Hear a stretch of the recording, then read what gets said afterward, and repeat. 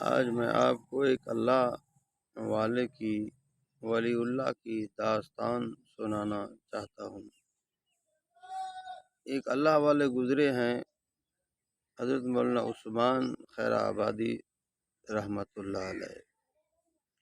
تو ان کی کریانے کی دکان تھی، تو ان کے پاس اگر کوئی کھوٹے پیسے لاتا، کھوٹے سکے لاتا، تو وہ اس سے کھوٹے سکے وغیرہ لے لیتے تھے اور اس کو سودا دے دیتے تھے۔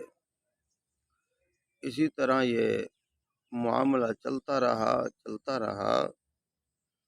تو ان کا معمول تھا، زندگی کا دستور تھا، جو آدمی بھی کھوٹے پیسے اور کھوٹے سکے لاتا تو وہ اللہ والے اس کو سودا دے دیتے تھے۔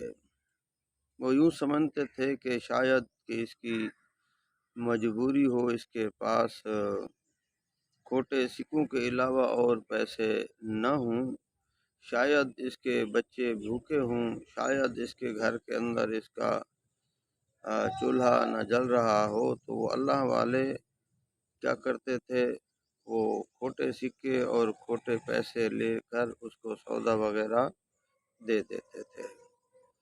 تو جب ان کا آخری وقت تھا، وہ بستر پہ لیٹے ہوئے تھے، موت کے قریب تھے، تو وہ یوں اللہ سے دعا مانگنے لگے، الہی تیری مخلوق مجھے کھوٹے سکے دیتی رہی تو میں تیری مخلوق کے کھوٹے سکوں کو قبول کرتا رہا۔ تو الہ العالمین، آج میں آپ سے یہ درخواست کر رہا ہوں، دعا کر رہا ہوں، التجا کر رہا ہوں کہ میں تیری مخلوق کے کھوٹے سکوں کو قبول کرتا رہا، تو آج الہی تو میرے کھوٹے اعمال کو بھی قبول فرما لے۔ تو میرے بھائیوں، یہ ہے اللہ والوں کی شان، یہ ہے اللہ والوں کے یہ عمل ہیں۔